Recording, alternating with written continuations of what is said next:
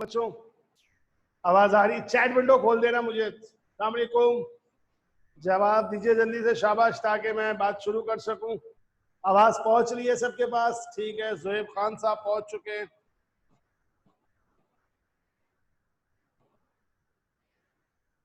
Okay ठीक है, फिर रेडी करें, शुरू करें बेटा। अब सब लोग इन हो गए हो आप लोग?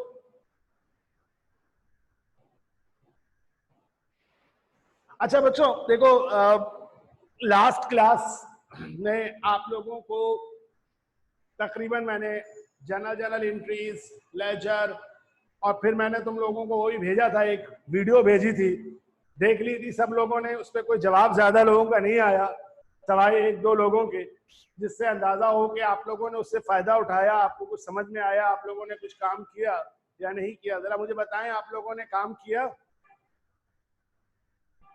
मेरी आवाज नहीं आ रही है अर्जुमन, पहले भी तुम्हारे साथ ये प्रॉब्लम थी बेटा,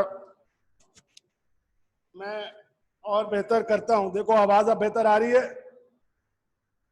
हाँ जल्दी जवाब दो, शाबाश। आधा टाइम तो हमारा इसमें गुजर जाता है कि जब मैं मेरे आने के बाद ये लोग कैमरा सेट करते हैं, फिर आप लोग जो हैं आवाज आ रही है आवाज नहीं आ रही है पे चक्कर पे लगे रहते हैं। ठीक है, आवाज आ रही है?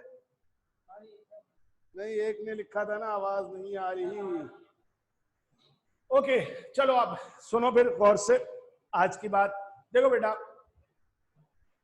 अब हम इस चैप्टर को वाइंड अप करना चाहेंगे, ठीक है? अब जरा लॉजिकली मेरी बात को अच्छे से समझते हुए चलना। हम अब एक अगले दिन से या कल से इंशाल्लाह ताला एक नया चैप्टर शुरू करेंगे, ठीक है?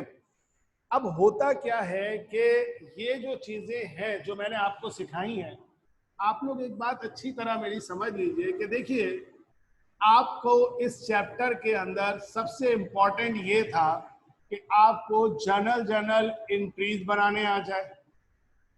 दूसरे नंबर पे आपको जर्नल लेजर बनाने आ जाए, और तीसरे नंबर पर आपको ट्रायल बैलेंस बनाने आ जाए। ये तीन चीजें इस चैप्टर का मेन काम था जो आप लोगों को सीखने आना चाहिए था, ठीक है? अच्छा, असल में अभी नई क्लास में भी कुछ बच्चे हैं जो इसी क्लास में आ रहे हैं। अब बच्चों जिन्होंने आज से नई क्लास या फर्स्ट क्लास ज्वाइन कर रहे हो, अब एक तो मैं पहले तो ज्यादा मालूम करता हूं कि इसका एक्स्ट्रा क्लास वगैरह का क्या सिलसिला रहेगा, क्योंकि अभी तक सही तौर पे नहीं अंदाजा है। आप तमाम नए बच्चों से गुजारिश ये है कि भाई आप सब लोग मेरा ये नंबर नोट कर लीजिए और मुझे अपना नाम लिखकर दे दीजिएगा, ठीक है? मैं आपसे तफसील से आपसे बात करके आपको समझाऊंगा कि आप लोगों ने किस तरह से शामिल होना है, ठीक है? अभी मैं लेकिन सबसे बात कर रहा हूं कि नंबर नोट कर लो, ठीक है? और मुझे अपना नाम मैसेज कर दो का क्लास के साथ, ताकि मैं उस चीज को आपको समझाऊं कि आप लोग किस तरह से मेरे साथ शामिल हो सकते हैं। ओके, और से सुनिए कि बाद में बात, मेरी आवाज सही पहुंच रही तब तक? ठीक है, तो अब यही है, बात यही है कि देखो जो कॉमर्स के बच्चे हैं उनको ये चीजें आती हैं, ठीक है ना? हम इस पर अभी बहुत टाइम नहीं लगाते, लेकिन जो साइंस के बच्चे हैं वो अच्छी तरह ये समझें कि अभी वो बहुत ज्यादा इस काम में माहिर नहीं हुए होंगे, वो बिल्कुल एक्सपर्ट नहीं बने होंगे, मुझे अच्छी तरह अंदाजा है। लेकिन चूंकि अभी इसी चीज को मैं बार बार आगे भी आना है और हमने करना है, तो अगर हम इसी पे लगे रहेंगे तो हम आगे नहीं बढ़ सकेंगे, ठीक है ना? तो तुम लोगों से सिर्फ इतना सा मुझे कहना है, किससे? जो मेरे पास इंटर साइंस के बच्चे हैं, बेटा तुम सब लोग अपने इस सेक्शन को, इसको जर्नल एंट्रीज को मजबूत करो। अच्छा, अब जब मैं जर्नल एंट्रीज को मजबूत करने की बात कर रहा हूं, तो क्या, कैसे आप मजबूत कर सकते हैं? दो तरीके हैं इसको मजबूत करने के। सबसे पहला तरीका यह है कि आप लोग जितनी ज्यादा से ज्यादा ट्रांजैक्शंस हैं, याद है ना मैंने एक एक ट्रांजैक्शन के बारे में बताया था कि कहां पर आपको मैंने ट्रांजैक्शन की एनालिसिस लिख के दी है। आप जितने ज्यादा से ज्यादा ट्रांजैक्शन को मेमोराइज कर सकते हैं, यानी आप लोग एक हद तक उसको थोड़ा सा रटने की कोशिश करें। मसलन ये बात आप सब लोगों को याद हो कि ऑनर जब इन्वेस्ट करता है जो चीज, तो हमेशा कैश डेबिट होता है और कैपिटल क्रेडिट होता है। समझे? यानी ये चीज जहन में बैठाएं कि देखो हम लोग किस ट्रिक से एंट्री बना रहे होते हैं। लॉजिक के साथ थोड़ी सी ट्रिक समझनी जरूरी है, क्योंकि हर लम्हे तुम अपनी लॉजिक को शुरू लेवल पर नहीं अप्लाई कर सकते। ये जो फर्स्ट ईयर कॉमर्स के बच्चे हैं, हम भी जब फर्स्ट ईयर पढ़ाते हैं तो हमेशा हम शुरू करते हुए लॉजिक बताते हैं, मगर फिर हम बात करते हैं इम्तिहानात के हवाले से, तो हमेशा हमारी कोशिश ये होती है कि हम बच्चों को उन एंट्रीज को याद करवा दें जो एंट्रीज बार बार आती हैं। क्योंकि इंटर लेवल पर 15 से 20 एंट्रीज का एक क्या है, रिपीटिशन है। वही 15 से 20 एंट्रीज बार बार बार बार आती है। और ये जो अभी आपके पास फर्स्ट ईयर कॉमर्स के बड़े चीते बने हुए, इनको भी बहुत अच्छे से 15-20 एंट्री ही आती है, उससे ज्यादा नहीं आती। मगर आप तमाम लोगों ने उस चीज को इस तरह लेना है कि आप उनके बराबर ना पहुंचे, मगर आप कम से कम इस बात से वाकिफ हो जाएं कि जब भी एंट्री बनानी है तो एक डेबिट है और दूसरा क्रेडिट है। और चंद छोटी छोटी बातें। कौन सी पहली बात? मिसाल के तौर पे मसलन, अब मैं इसको साफ करके पूरा बताता हूं। देखो, मसलन आप लोगों को सबको ये याद होना चाहिए कि यार जब भी एंट्री बनती है तो सबसे इंपॉर्टेंट रोल किसका होता है? कैश का होता है। कैश जो है वो जब भी हमें रिसीव होगा, तो रिसीव होने का मतलब है इंक्रीज होगा, और जब भी कैश पे होगा तो मतलब डिक्रीज होगा। तो जब रिसीव होता है तो डेबिट होता है, और जब पे होता है तो क्या होता है? क्रेडिट होता है। यानी आपको एक बात मालूम हो कि कैश आ रहा है तो कैश डेबिट, और कैश जा रहा है तो कैश क्रेडिट। एक ये बात आपको याद हो। दूसरी बात आपको याद हो कि यार ये जो चीज मर्चेंडाइज है, इस मर्चेंडाइज को जब हम खरीदते हैं तो जिस अकाउंट से का नाम देते हैं वो क्या है? परचेज। कब? जब मर्चेंडाइज को खरीदते हैं। और इसी तरह जब मर्चेंडाइज को बेचते हैं तो हम क्या नाम देते हैं?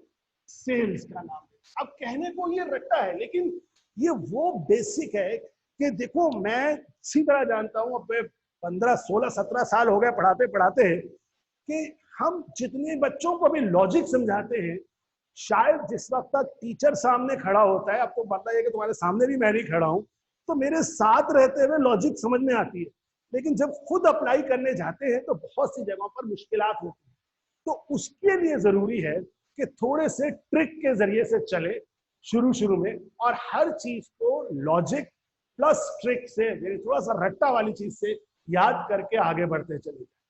फिर इसी तरह से हमें मालूम होना चाहिए कि अगर ऑनर की इन्वेस्टमेंट है तो हमेशा स्टार्ट में होता है, उसमें ऑनर की इन्वेस्टमेंट से मुराद क्या है? कैपिटल। इन्वेस्टमेंट हो, वर्ड स्टार्ट हो, तो एक अकाउंट होता है कैपिटल, और कैपिटल कभी भी डेबिट नहीं होगा, हमेशा अभी इस लेवल पर क्या होगा? क्रेडिट होगा। हाँ, कैपिटल डेबिट हो सकता है, और वो जब होता है जब बिग बिजनेस फिनिश हो रहा हो, खत्म हो रहा हो। लेकिन चूंकि अभी तुम पढ़ रहे हो, इसमें बिजनेस फिनिश होने की बात नहीं होगी, क्योंकि अगर फिनिश ही कर दिया तो पढ़ेंगे क्या? तो इसलिए ज्यादातर हमेशा ये मिलेगा कि कैपिटल क्या हो रहा होगा? जब इन्वेस्टमेंट हो रही होगी, जब आ रहा होगा तो क्या होगा? क्रेडिट हो रहा होगा। इसी तरह मर्चेंडाइज के बाद अगर कोई दूसरा फिक्स एसेट यानी अदर फिक्स एसेट खरीदते हैं, जिसमें हमने क्या कहा कि अगर हम कभी क्या खरीदे? फर्नीचर खरीदे, कभी हम क्या खरीदे? कंप्यूटर खरीदे, कभी हम क्या खरीदे? इक्विपमेंट खरीदे, तो हम उसमें परचेजेस नहीं लिखते। क्या लिखते हैं फिर? नहीं लिखते। क्या लिखते हैं? जो फिक्स एसेट खरीद रहे हैं हम उसका नाम लिखते हैं। अब ये बहुत बच्चों वाली तरीकों से बात कर रहा हूं, लेकिन इसके पीछे क्या है जो लॉजिक? कि वो बच्चे जिनको नहीं आती है चीजें, वो कम से कम एक चंद बातें याद रख के अपने आप को गाड़ी आगे बढ़ा सके। जब गाड़ी आगे बढ़ना शुरू होगी तो ऑटोमेटिकली तुम चीजें सीखते जाओगे, चलते जाओगे, सीखते जाओगे, चलते जाओगे। बोलो, यहां तक मेरी बात समझ में आ रही है? साइंस के स्टूडेंट से मैं खास के मुखातिब होकर बात कर रहा हूं, जरा मुझे जवाब दो कि मेरी ये बातें आप लोगों के पल्ले पड़ रही हैं? ठीक है, खास के जोहेब वगैरह जो बेटा अब मैं फिर वही कह रहा हूँ ना कि कॉमर्स वालों को मैं लेके चल रहा हूँ, वो चलेंगे, वो बिल्कुल मेरे साथ दौड़ना शुरू कर देंगे, लेकिन जो साइंस वाले वो थोड़ा रुक रुक के थे। मसला क्या है, मेरे सामने मौजूद नहीं हूँ, मेरे सामने होते तो मैं एक एक के ऊपर करता हूँ। मैं अभी भी लेकिन कह रहा हूँ कि मुझे कोशिश करके बताओ अपनी मजबूरियां, अपनी परेशानियां, अपनी चीजें व्हाट्सएप पे मैसेज कर दो। जिस हद तक हो सकेगा मैं सबको इंडिविजुअल जवाब दे देकर उस प्रॉब्लम बताओ, ताकि मैं उस प्रॉब्लम को तुम्हारे जवाब देकर सॉल्व कर सकूं। लेकिन तुम लोगों ने मेहनत ये करनी है कि जो मैंने अब ये स्टडी नोट्स दिए हैं, ये जो स्टडी नोट्स वेबसाइट से किए हैं, इसके अंदर जितने क्वेश्चंस हैं, क्योंकि बेटा देख लिया ना, आप सब लोगों ने सोल्यूशन भी देखा, मैंने सोल्यूशन को लॉक नहीं किया, इसके सारे जितने क्वेश्चंस हैं एटलीस्ट वो सारे क्वेश्चन बैठकर अटेम्प्ट करने की कोशिश करो। ठीक है, आगे के थोड़ी सी चीजें हैं जो अभी नहीं है, लेकिन यहां तक की जैसे क्वेश्चन नंबर 24 तक के तमाम पॉइंट्स को अच्छी तरह बैठो, उनको सॉल्व करो। उसके लिए शुरू के 15 ट्रांजेक्शंस थे, उसके बाद याद होगा ये पेज दिया था जिसमें सारे एनालिसिस आखिर में है। इन एनालिसिस वाले पेजेस को पढ़ो, अच्छी तरह समझो, ताकि तुम लोग ज्यादा से ज्यादा एंट्रीज को मेमोराइज करके आगे बढ़ सको। बोलो। अच्छा, अहमद क्या पूछ रहे हैं? फर्नीचर। हाँ बेटा, फर्नीचर होता है अहमद, एसेट होता है। देखो अब जरा क्या एसेट, क्या चीज? एसेट वो चीज है जिसकी मदद से बिजनेस को रन किया जाता है। और जब मैं ये कह रहा हूं रन किया जाता है, उसका क्या मतलब हुआ कि एसेट्स बिजनेस को चलाने यानी उसके कमाने का जरिया होते हैं। एक मिसाल लो कि मिसाल के तौर पे एक शख्स टैक्सी चलाने का कारोबार करता है, ठीक है? अगर वो टैक्सी चलाने का कारोबार करता है तो सबसे पहले उसे क्या चाहिए? एक ऐसी गाड़ी चाहिए, एक ऐसा रिक्शा चाहिए जिसमें बैठकर वो उस कारोबार को कर सके। तो वो रिक्शा या टैक्सी उसका क्या है? एसेट है ना। तो उस एसेट को हासिल करने के लिए जो पैसा चाहिए, वो पैसा जहां से आता है, हमने कहा उसको क्या नाम देते हैं? इक्विटीज। जितनी इक्विटीज होगी उतना ही बड़ा वो क्या हासिल कर सकता है? एसेट्स हासिल कर सकता है। और ये इक्विटीज फिर समझाया कि दो है, एक इंटरनल और एक एक्सटर्नल, जिसमें इंटरनल के लिए हम कैपिटल थे और एक्सटर्नल के लिए हम लायबिलिटीज की बात करते हैं। ठीक है, तो यही वो चीज है जिसके ऊपर आपका इनिशियल बैक बनता है। और कोई सवाल है तो पूछो, मैं साथ साथ जवाब देता हुआ चलता हूं। ठीक है, तो सबसे इंपॉर्टेंट ये है कि जर्नल एंट्री की बेस बन जाए, डेबिट और क्रेडिट समझ में आ जाए। उसके बाद आपके लेजर, ये बार बार अभी डिस्कस होगा, आ जाएगा। ट्रायल बैलेंस करेंगे, होता है, डिस्कस होगा, आ जाएगा। कोई माने नहीं रखते ये सब चीजें। ये मेन चीज है कि डेबिट क्रेडिट का कॉन्सेप्ट आ जाए। एक सवाल आया है, मैं जरा सवाल का जवाब पढ़ लूं।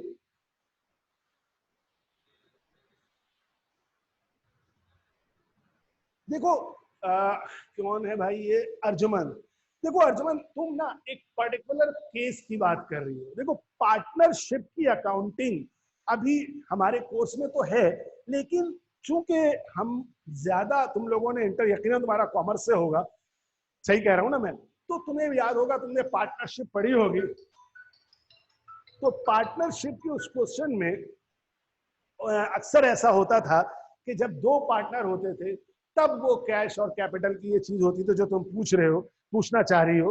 लेकिन इस वक्त हम जिसमें डील करेंगे ना, उसमें हाँ तुम्हारी बात दुरुस्त होने के बावजूद हमारा अभी वास्ता उस चीज से कम पड़ेगा। हम इस वक्त इनिशियली जब भी डिस्कस करेंगे तो उसमें सिंगल ऑनर होगा, एक आदमी होगा और सिर्फ उसी की क्या होगी? इन्वेस्टमेंट होगी। ये टॉपिक लाजमी सी बात है सेकेंड ईयर की तरह पार्टनरशिप में है मेरे पास, ठीक है ना? सही कहा ना मैंने? तो पार्टनरशिप जब पढ़ा रहे होंगे तो ये जो तुम्हारी बात है वो वहां पर हम एक दफा डिस्कस करके आपको समझाएंगे कि किस तरह होता है। अभी ऑब्वियसली मुझे सबको लेके चलना है, सारी क्लास को लेके चलना है, तो ये चीज यहाँ तक। तो यहाँ तक आने के बाद अब आप लोगों से यही गुजारिश है कि अपनी तमाम चीजों को समझें। अब एक दो मिसाल के तौर पे मैं एंट्री और आपको समझाना चाहता हूँ, ठीक है ना, जो कि मेन उसमें आती है। अब जरा वो सुनिएगा और से, ताकि एक दो चीजें समझ लें। कॉमर्स वाले आप लोग भी इस चीज को समझिएगा। मिसाल के तौर पे तुम सब लोगों को एक एंट्री सिखाई बार बार। अब मैं ये ट्रांजैक्शन जो है ना, मैं अपनी तरफ से इस वक्त गेस करके बोल कर लिख रहा हूं और समझ आने के लिए बात कर रहा हूं। मिसाल के तौर पे अगर हम मर्चेंडाइज परचेज करते हैं तो हमारी उधार पे, क्रेडिट पे, हमारी मेन एंट्री ये होती है। अब ये शॉर्ट फॉर्म में लिख दे रहा हूँ, purchases debit, account payable credit. मिसाल के तौर पे हमने परचेज किया कितने का, 10,000 का, ठीक है। अब ये एंट्री आपको समझ में आ गई कि हाँ जी मर्चेंडाइज उधार पे खरीदेंगे, तो ये एंट्री बनाएंगे, purchases debit account payable credit.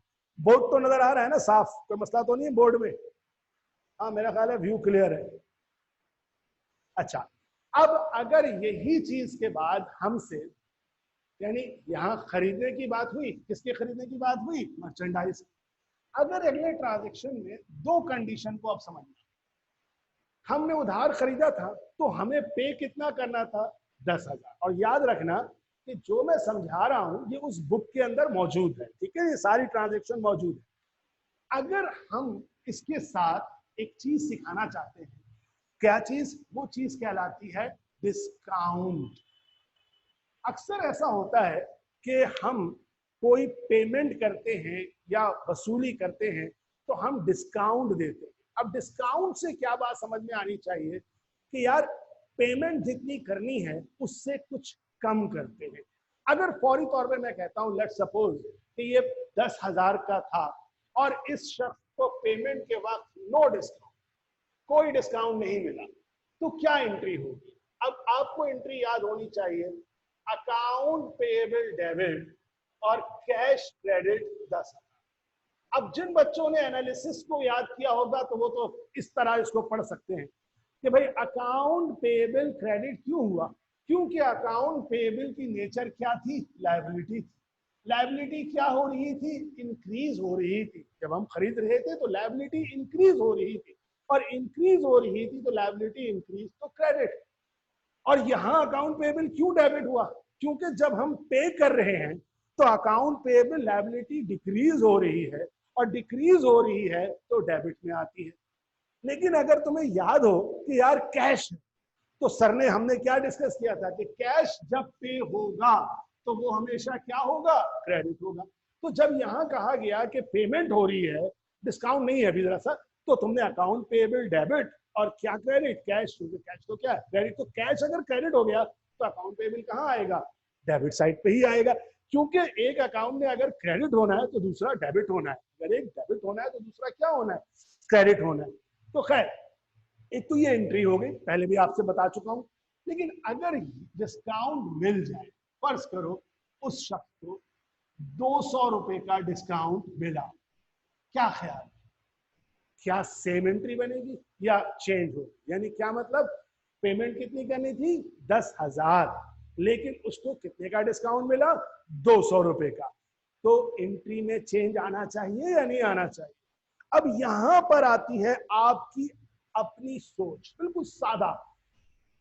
एक तो अकाउंटिंग की सोच है, अकाउंटिंग को छोड़ो, पहले सादा सी बात बताओ मुझे जो साइंस के स्टूडेंट है, अगर 10,000 की पेमेंट करनी थी, 200 रुपए की पेमेंट पे छूट मिल रही है, डिस्काउंट मिल रही है, तो सोचो कि हम कैश कितना देंगे।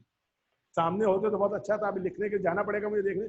तो मेरा ख्याल है बता सकता हूँ कि सब लोगों के दिमाग में आएगा कि 10,000 में से 200 माइनस कर देते हैं, और कितने का होगा पेमेंट, 9,800 रुपए का। 10,000 से किसने जवाब दिया, ये 980 रुपए। अनस 980 पी क्या होता है भाई, या पी गलती से दब गया, 9,800 रुपए पे करोगे। अब सोचो यही एंट्री है, ठीक है, लेकिन इसमें कैश कितने से क्रेडिट हुआ था, 10,000 से। कैश वहां भी पे हो रहा था, यहाँ भी पे होगा, कैश यहाँ भी क्रेडिट साइड पर आना चाहिए।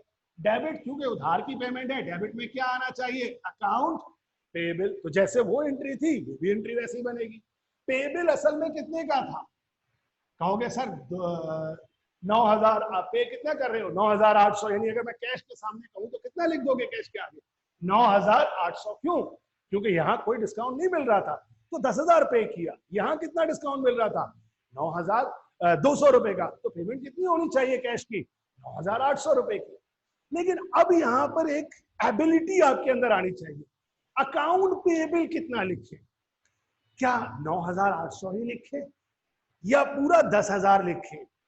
अब ये असल में यही लॉजिक है जो अकाउंटेंट आपको बनाएगी। कुछ अगर सोचते हो तुम शायद कि सर यहाँ पे चूंकि पेमेंट है डेबिट क्रेडिट 9,800 लेते, सही सोच रहे हो, लेकिन उसकी नुकसान क्या होगा। दरअसल जब हमने खरीदा था तो 10,000 बुक में क्या कर दिए थे, लिख दिए थे। 10,000 लिख दिए का मतलब ये हुआ कि हमने ये इस बात को इस तरह रिकॉर्ड किया था कि हमें 10,000 रुपए किसी को देने हैं।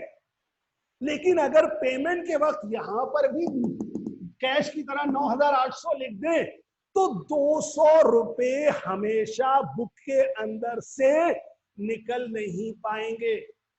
यानी डेबिट और क्रेडिट करते क्या है, एक चीज हमेशा डेबिट हो या क्रेडिट हो तो वो बुक्स में इंटर होती है, यानी रिकॉर्ड होती है, यानी लिखी जाती है। और जो चीज डेबिट होते हुए बुक में इंटर होती है वो निकलते हुए लाजमी क्रेडिट होती है, और जो चीज इंटर होते हुए क्रेडिट होती है वो निकलते हुए डेबिट होती है। अब शायद तुम्हारे दिमाग में एक सवाल आए, सर हमें कैसे पता चलेगा कि कौन सी चीज डेबिट होती है क्रेडिट। तो बेटा याद करो, बताया था ना ये 5 अकाउंट है, assets, liability, capital, revenue, expenses. शुरू दिन से सिखा रहा हूं मैं कि एसेट और एक्सपेंस का नॉर्मल बैलेंस हमेशा क्या होता है, डेबिट। इन दोनों का बोलो, बोला था या नहीं बोला था कि डेबिट होता है, जबकि इन तीनों का नॉर्मल बैलेंस क्या होता है, क्रेडिट।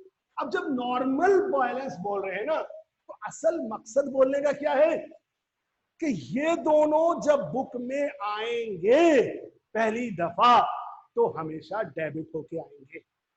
यानी अगर बिजनेस में कैश आएगा तो हमेशा क्या होगा, डेबिट होगा। लेकिन जब बिजनेस में से कैश को खत्म करना हो, क्योंकि हमने कैश पे कर दिया होगा, तो खत्म करते हुए कैश हमेशा क्या होगा, क्रेडिट होगा। तो हमें क्या सीखा, हमें मालूम हुआ कि अच्छा जो डेबिट की सूरत में रिकॉर्ड हुआ था उसमें कमी अगर हो, खत्म हो तो क्रेडिट। इसी तरह दूसरी चीजें, मतलब कैपिटल के बारे में क्या लिखा, क्रेडिट होगा, अभी भी यहां लिख के बताया। तो क्रेडिट कब होगा, जब वो बिजनेस में इंटर होगा। लेकिन जब वो बिजनेस खत्म हो गया, अगर फर्ज करो जैसा कि सवाल था कैपिटल बाइंड अप हो रहा है बिजनेस, या वो वाली बात जो अर्जुमन एक कर रही थी, अर्जुमन के लिए बात खाली कि अगर वो ऑनर ज्यादा लगा दिया था, मतलब इनका कहना था ना कि 2 लोग थे, एक आदमी ने पहले लगाया 1 लाख, दूसरे ने लगा दिया 1.5 लाख, तो एक का ज्यादा है, 1 लाख कम है और 1.5 लाख ज्यादा है। लेकिन बाद में दोनों ने फैसला किया कि हम बराबर कर लेते हैं ना, 1-1 लाख कर लेते हैं, तो जिसने 50,000 ज्यादा लगाए थे वो 50,000 निकाल लेगा। तो सोचो अब अगर उसको निकालना है तो वो कम करना चाहता है, कम करने के लिए फिर वो क्रेडिट नहीं करेगा, फिर क्या करेगा, उसका उलट करेगा, डेबिट करेगा।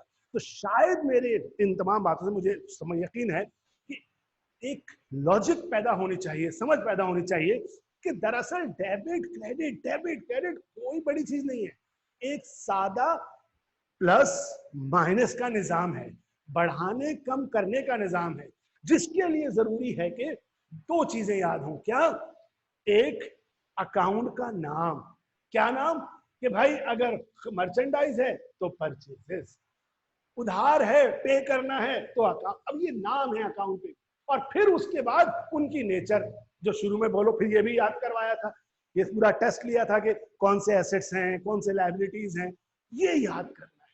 ये याद रखोगे जब जब हम बात कर रहे होंगे, तुम तब तब मेरे साथ बात को समझ रहे होंगे।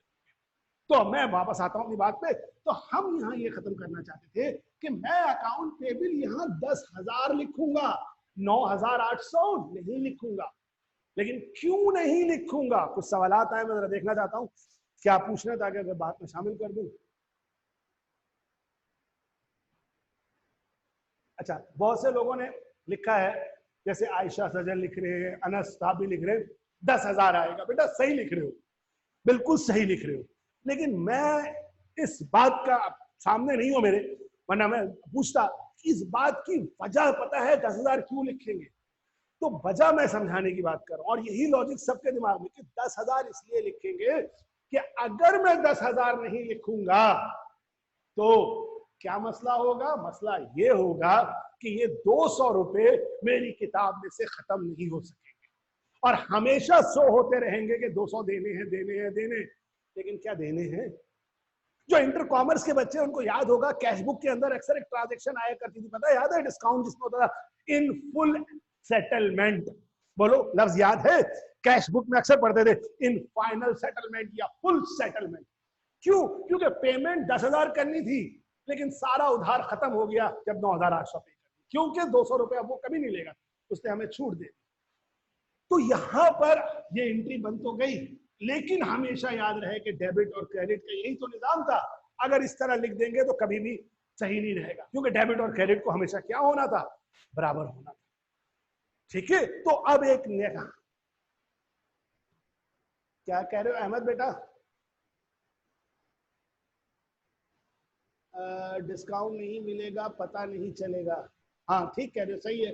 अहमद साहब आप क्या कह रहे हैं, ऐसा नहीं लगा कि हमें कैश कम पे कर रहे हैं, और क्या लिख रहे हो, इसलिए ट्रांजैक्शन में शो करना पड़ेगा। अच्छा, मुझे तुम लोगों के लिखा हुआ अभी समझ में नहीं आया बेटा अहमद, शायद तुम जो समझ रहे हो मेरा ख्याल है कोई मुश्किल तो नहीं है। तो अकाउंट पेबल के साथ यहाँ एक अकाउंट आता है, इसको नाम देते हैं परचेज डिस्काउंट। और वो तो मेरे बताने का मकसद था कि ये एक नया अकाउंट अपीयर होगा। तो ऐसे ही अब हमारे सामने जब हो तो तुम्हें ये लॉजिक समझ में आए, क्योंकि मैं आगे जाके एक नया अकाउंट इस्तेमाल करूंगा, बात करूंगा, ये हालांकि लिखा हुआ है अगर, लेकिन तुमने हमारे लिए डिस्कशन में नया हो तो शायद तुम्हें लगे कि यार पता नहीं क्या हो रहा है। तो वहां पर अपने आप को समझो कि लॉजिक क्या है इसके पीछे, कि हमें पेमेंट 9,800 की हुई, हमें वसूल हुए, हमने पे किए 9,800, लेकिन हमारी लाइबिलिटी की जो सेटलमेंट हुई 10,000, तो 200 रुपए आखिर गायब हो जाते। तो 9,200 रुपए एक नए नाम से, किस नाम से, परचेज डिस्काउंट। अब आगे चल के सीखोगे इसी परचेज डिस्काउंट को मुख्तलिफ किताब, मुख्तलिफ मुल्कों में, मुख्तलिफ जगह में अलग अलग नामों से याद रखा जाता है। मसलन कोई इसको परचेज डिस्काउंट नहीं लिखता, कोई इसको लिखता है डिस्काउंट रिसीव्ड, क्योंकि ये डिस्काउंट हमें मिला। तो कभी अगर लिखा हुआ आ जाए किताब में डिस्काउंट रिसीव्ड, ये सब अभी आगे लिखा हुआ मिलेगा, लेकिन सिर्फ बताने के लिए। फिर डिस्काउंट रिसीव, और इसी तरह से हमें फायदा हुआ तो कहीं कहीं पे इसको नाम दे देते हैं डिस्काउंट इनकम, क्योंकि इनकम से मुराद यहाँ पर फायदा है। तो मुख्तलिफ नाम भी इस्तेमाल हो सकते हैं। तो बोलिए, इस तरह से ये सब एंट्रीज मैंने अपने स्टडी नोट्स के अंदर शामिल किया है। उसको अच्छी तरह पढ़ो, उसकी जर्नल एंट्रीज बनाओ। जितने ज्यादा से ज्यादा जर्नल एंट्रीज में अपने आप को अच्छा करोगे, उतना ही अच्छे से आगे चलोगे। तो मुझसे एक प्रॉमिस करो, सब लोग, खास के कॉमर्स वाले तुम लोग भी बेटा करना जरूर। जो जितने सवालात मैंने दिए हैं उसमें ना एक सवालात आए कुछ ओपनिंग बैलेंस वाले, अभी ओपनिंग बैलेंस को छोड़ दो, वो भी आगे डिस्कस होगा तो हम जाके वापस कर लेंगे, कोई ऐसा नहीं। उसके अलावा जितने भी क्वेश्चन हैं ओपनिंग बैलेंस के अलावा, उन सब के ट्रांजैक्शन को प्रैक्टिस करो। अच्छा, उसी में पता है एक दो क्वेश्चन और हैं। जैसे आपको मिसाल के तौर पे अगर आप देखें, अब ये वाली बात तो समझ में आई ना। अब मिसाल के तौर पे एक ट्रांजैक्शन कुछ उल्टे होते हैं। मिसाल के तौर पे हमारे पास आपके अंदर लॉजिक हो कि आपको अगर लिख के दिया, क्या लिख के दिया, पहली बात, ऑनर इन्वेस्टेड कैश, नजर आ रहा है board, owner invested cash in business. अब ये क्या है, ये ट्रांजैक्शन। तुमसे क्या मांगा, जर्नल एंट्री बना के दो। तुमने बनाई एंट्री, क्या बनाई, कैश डेबिट कैपिटल क्रेडिट, फर्ज कर लेते हैं 10,000 से मिसाल के तौर। अब ट्रांजैक्शन से एंट्री बना रहे हो, आ गई, ठीक है। आगे जाके सवाल क्या है पता है, तुमको एंट्री नहीं दी, क्या दे दिया, ट्रांजैक्शन दे दिया। ओ सॉरी, मैं उल्टा बोल गया, एंट्री दे दी, ट्रांजैक्शन नहीं दिया, कह दिया ट्रांजैक्शन लिखो। तो ये क्या है कि एंट्री अगर आती होगी तो वो ट्रांजैक्शन की 2 लाइनें 2 लफ्जों के साथ लिख सकते हो। अब 2 लफ्ज महावरतन कह रहा हूं, 2 ही लफ्ज मत लिखना कि भाई इसकी क्या है, owner started business, owner invested cash 10,000। तो ये आपके आगे जाके आएगा। फिर इसी तरह अभी सिखाया एंट्री बनाओगे, उसके बाद टी अकाउंट बनाना सिखाया। क्या इसमें 2 टी अकाउंट बनेंगे, एक कैश का बनेगा और एक किसका बनेगा, कैपिटल का। अगर ये नंबर 1 है तो कैश डेबिट होगा 10,000 से और कैपिटल 10,000 से क्रेडिट होगा। यही पोस्टिंग सिखाई है ना। अब हो सकता है आगे जाके क्या आ जाए, आपको एंट्री नहीं दे, है आगे सवाल ऐसे जिसमें क्या दे दे, टी अकाउंट दे दे। अब क्या मांगेगा कि इस टी अकाउंट की मदद से देख के एंट्री बनाओ। अब तुमने देखना है, ओ कैश किस साइड पर है, डेबिट साइड पे, तो इस एंट्री में कैश क्या होगा, डेबिट। कैपिटल किस साइड पे, क्रेडिट, तो कैपिटल क्या होगा, क्रेडिट। तो ये वो प्रैक्टिस है जो तुमसे चाहिए, और ये साइंस वालों आप लोग करें, और मुझे यकीन है तुम लोग और अच्छे से कर सकते हो। मेरा तजुर्बा है कि इंटर कॉमर्स से ज्यादा तेज चलता है साइंस में। अब तो खैर बहरहाल इंटर कॉमर्स में बहुत अच्छे बच्चे आ गए, बुरा मान जाएंगे मेरे बच्चे, बुरा मत मानिएगा।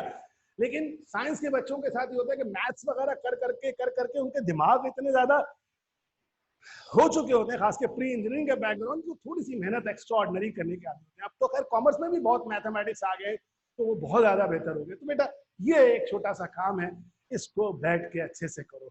बोलो मेरी बात अब सबकी समझ में आ गई है? और जिस जिसको जो जो इंडिविजुअल प्रॉब्लम्स हो मुझसे शेयर करो, क्योंकि अभी कुछ नए बच्चे आए हैं, कुछ और साइंस के आएंगे, अभी मुझे नहीं मालूम है, लेकिन इन फ्यूचर अभी थोड़ा सा अरेंज होगा एक्स्ट्रा वगैरह क्लास का, तो मैं आपको फिर बुलाऊंगा, उसमें भी आपको समझाऊंगा, ठीक है ना।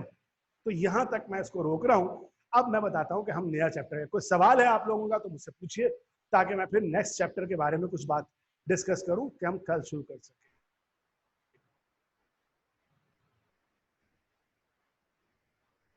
अहदे गुल, आप, हाँ आपके हादसे का सुना, बहुत अफसोस हुआ। आप ये सुनो बेटा, क्वेश्चन जितने भी इस चैप्टर के आखिर में है ना, वो सारे क्वेश्चन लिखेंगे आप। अहमद क्या कह रहे हो तुम, कैपिटल को एक्सप्लेन कर दूं? क्या मतलब है, मुझे वॉइस मैसेज कर दो मेरे उस पर, मैं समझूं। बेटा क्या एक्सप्लेन करूं, कैपिटल मैंने क्या बताया अहमद, मैंने बताया ना कि कैपिटल एक टर्म है। क्या आप याद रखिए कि अगर हम ऐसे कहें कैपिटल क्या है आम लफ्जों में, कैपिटल आम लफ्जों में अकाउंटिंग की किताब में ऑनर के लगाए गए पैसों का हिसाब रखने के लिए जो नाम रखा गया, उसका नाम क्या रखा गया, कैपिटल। समझ में आई बात? यानी देखो मैंने तुमको एक बात समझाई थी ना, क्या कि दरअसल ये अकाउंट है क्या भाई, ये देखो ये एक रजिस्टर, ठीक है। आम लफ्जों में एक आम आदमी जिसको अकाउंटिंग नहीं आती, वो अपनी किताब में अपने पास एक किताब में लिखना चाहता है कि उसने आजकल में क्या लिया, क्या दिया, क्या किया, तो वो अपने पास एक पेज मखसूस कर देता है कि भाई इस पेज पर मैं लिखूंगा। अच्छा, अब वो मखसूस क्या करता है कि इस पेज पे मैं सिर्फ उस बारे में लिखूंगा जितना पैसा मैं इस कारोबार में लगाऊंगा और जितना पैसा मैं इस कारोबार से निकालूंगा, उसको मैं इस पेज पे लिखूं। तो इस पेज का नाम रख दिया कैपिटल।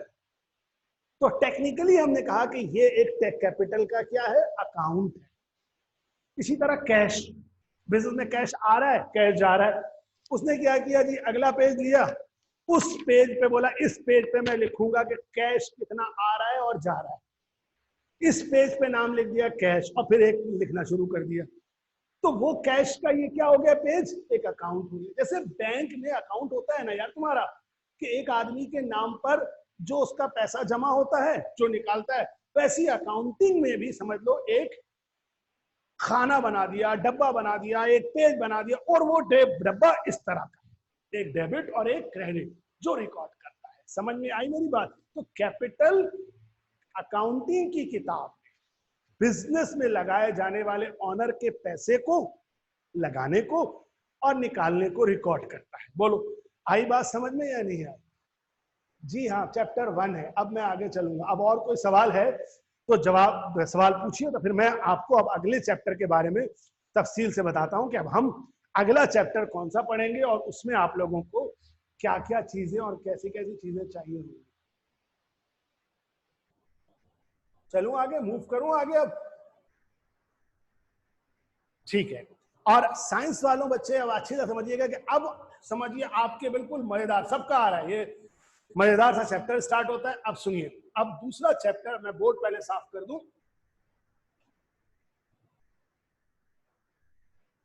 हम कल से एक नया चैप्टर शुरू करेंगे, ठीक है?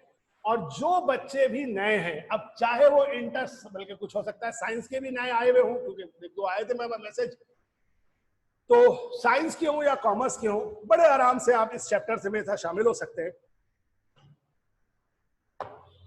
और वो है क्या चैप्टर?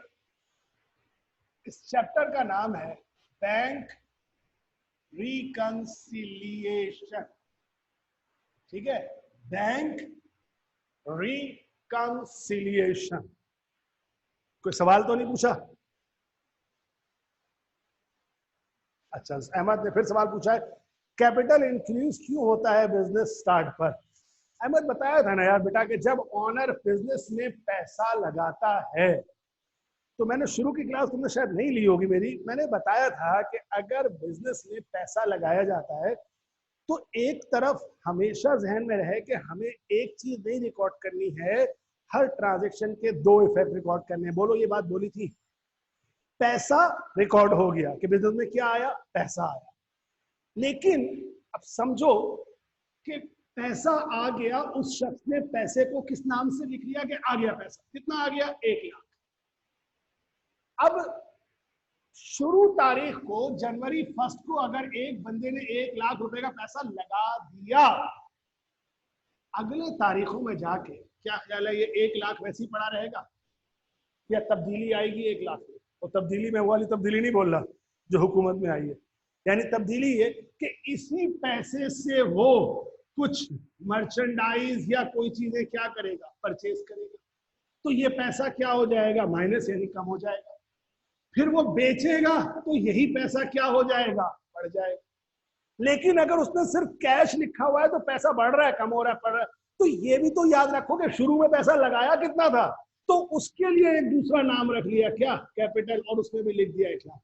अब इसको नहीं छेड़ेंगे, इसको अपनी जगह इंटैक्ट रखेंगे, फिक्स रखेंगे, ताकि पता चले कि शुरू में पैसा कितना लगाया था 1 लाख। तो शुरू में जहां कैश इंक्रीज हुआ था वही कैपिटल भी इंक्रीज हुआ। क्यों?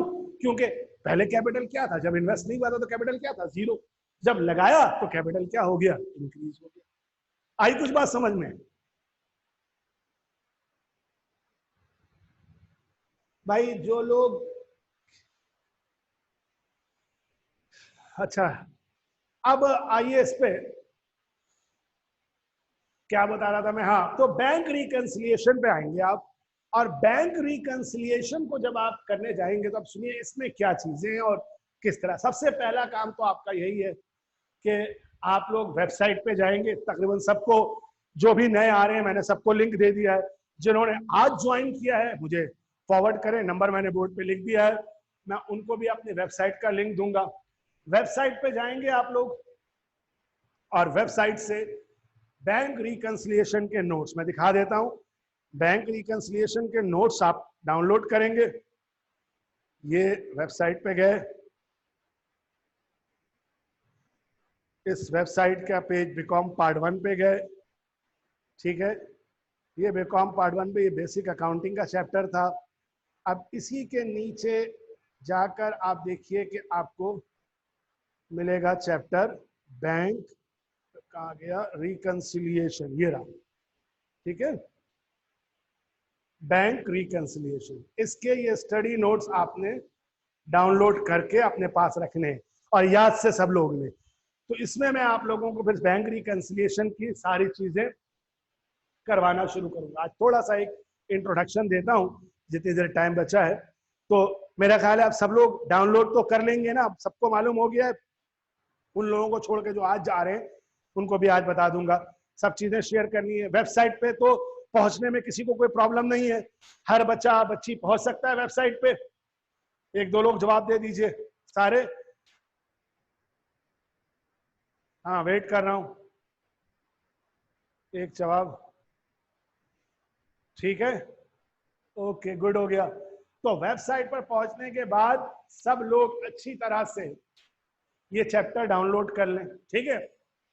अब सुनिए, इस चैप्टर के अंदर थोड़ा सा आज इसका इंट्रोडक्शन, कॉमर्स वालों ने ये पढ़ा हुआ है चैप्टर, ठीक है, थोड़ा सा ये इनको आता है, लेकिन ये बता दूं कॉमर्स वालों, आप लोगों ने जो पढ़ा था ना फर्स्ट ईयर में, तो बहुत बहुत मुलायम सा चैप्टर था। वो मुलायम सा चैप्टर इस तरह से कि जैसे आप भी बच्चे थे, छोटे से थे, मासूम मासूम से, अब जैसे जैसे बड़े हो रहे हैं वैसे वैसे आप लोग भी, क्या बोला जाए, मैच्योर होते जा रहे हैं, बदमाश भी होते जा रहे हैं थोड़े थोड़े से। तो इसी तरह ये चैप्टर भी अब बदमाश हो जाएगा। यानी यहाँ आने के बाद इसमें यहाँ पे अब हमेशा तीन चीजें हैं। थोड़ी से आप लोगों की लॉजिक का टेस्ट होगा, दूसरा भैया इसमें होता है इंग्लिश का। हमारे बच्चे जो बीकॉम में फेल होते हैं ना, उसमें से अक्सरियत की जो मतलब बड़ी बड़ी मेन रीजन है, उसमें से एक रीजन ये भी होती है कि बेटा हम तमाम लोग ना इंग्लिश में बहुत कमजोर हैं, ठीक है। ना तो हम कोशिश करते हैं, ना हम पढ़ते हैं, ना हम जानना चाहते हैं, ना हम सीखना चाहते हैं। तो क्या होता है कि हम पढ़ने के बाद उस लाइन की मीनिंग्स को समझ नहीं पाते।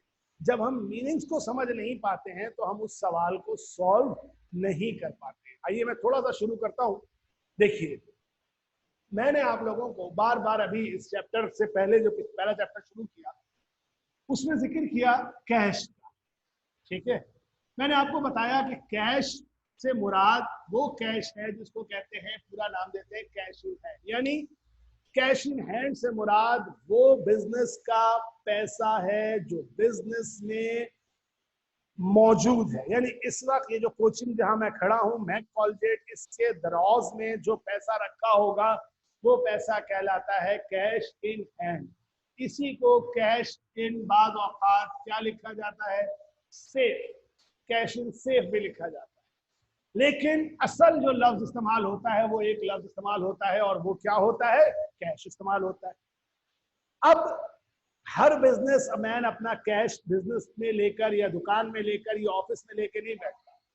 उस कैश को सेफ पर्पस के लिए जाकर कहा, बैंक में डिपॉजिट कर देते। इसी को इसीलिए बाज़ औक़ात पूरा नाम देते हैं कैश इन बैंक। लेकिन जैसे उसके लिए सिर्फ लफ्ज इस्तेमाल हो रहा था कैश, इसके लिए लफ्ज क्या इस्तेमाल हो रहा है, बैंक। तो जो बच्चे पहली दफा सुन रहे हैं वो ये समझ लें, कैश बिल्कुल कायदे आज़म के नोटों वाला कैश है, लेकिन हैंड से मुराद वो पैसा जो बिजनेस की दराजों में, ऑफिस की दराज में मौजूद है। जबकि बैंक से मुराद वो पैसा जो बिजनेस का पैसा है, लेकिन वो पैसा बिजनेस की दराज में मौजूद नहीं है, ऑफिस के दराज में मौजूद नहीं है, बल्कि बिजनेस ने बैंक अकाउंट खुलवाकर वहां पर डिपॉजिट कर दिया है। बोलो, सबकी समझ में आया? अब यहां पर बैंक में पैसा जमा हो गया। अब सवाल ये पैदा हुआ, यह बात है कि जब बैंक में जब पैसा जमा हुआ तो दो बातें, या तो बैंक में पैसा डिपॉजिट होगा, जमा होगा, या बैंक से जरूरियात को पे करने के लिए पैसा निकाला जाए। यानी पैसा डिपॉजिट होगा और पैसा क्या होगा, विड्रॉल होगा। अब हमें क्या जरूरत पेश आई कि हम इस डिपॉजिट को, इस विड्रॉल को यहां बैठ के पढ़ें। देखिए, होता है कहानी में कुछ इस तरह से ट्विस्ट आता है कि जब हम बैंक में डिपॉजिट और विड्रॉल करते हैं तो क्या ख्याल है, पैसे की इस डिपॉजिट और विड्रॉल को रिकॉर्ड करना जरूरी है या नहीं है? जवाब दीजिए जरा थोड़ा सा मुझे। है जरूरी?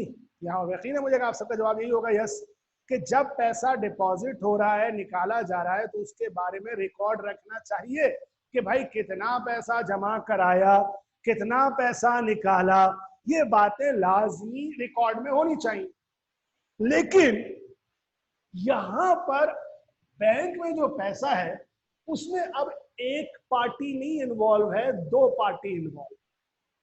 कौन सी दो पार्टी? एक तो वो पार्टी जिसने बैंक में, यानी वो बिजनेस जिसने बैंक में अकाउंट खुलवाया है, और दूसरा वो पार्टी जो खुद बैंक है।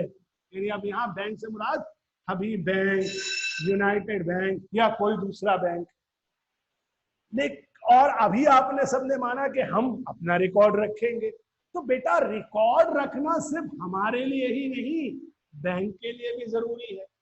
बोलिए, आती है बात समझ में? कि मैं फर्ज करो कौन हूं, वो बिजनेस हूं, तुम कौन हो, वो बैंक हो।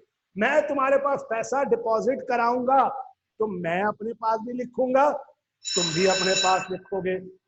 मैं पैसा निकलवाऊंगा, मैं भी अपने पास लिखूंगा, तुम भी अपने पास लिखोगे। बोलो एग्री करते हो? तो दोनों जगह रिकॉर्ड होगा। किस बारे में? पैसे के डिपॉजिट के बारे में और विड्रॉल के बारे में।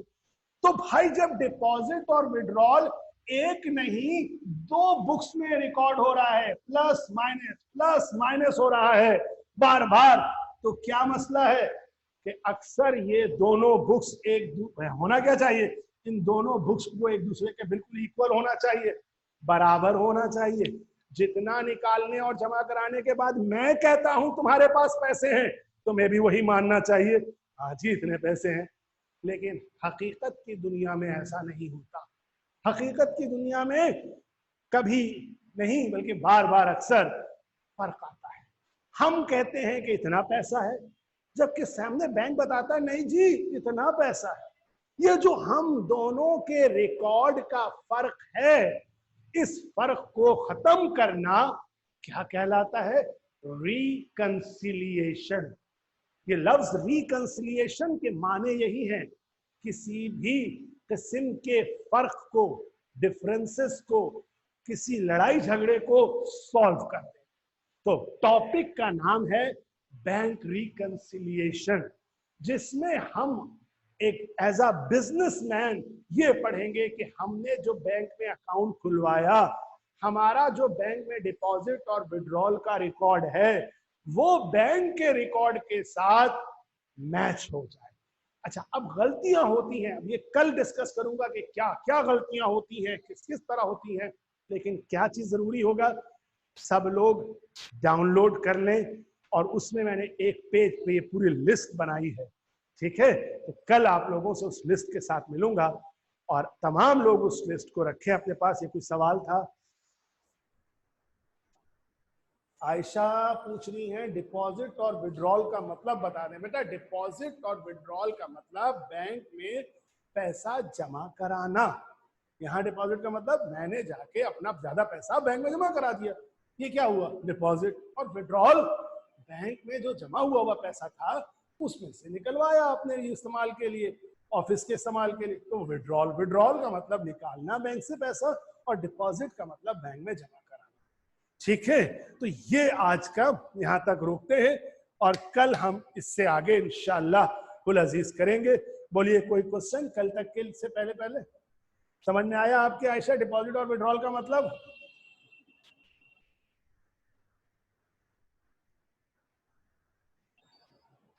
ठीक है, बता दें आयशा, आपका वेट कर रहा हूं कि अगर आप जवाब दे दें, वरना कोई और बात बतानी हो तो बताइए। और किसी और का कोई सवाल तो नहीं अभी? कल बहरहाल ये नोट्स के साथ हम इस चीज को इंशाअल्लाह अच्छे से डिस्कस करेंगे। ठीक है, तो थैंक यू वेरी मच। फिर हम कल इंशाअल्लाह इस चीज के साथ मिलते हैं। कोई और चीजें हो तो नए लोगों को जो मैंने कहा है वो तमाम लोग इस चीज को कर लें। अल्लाह हाफिज।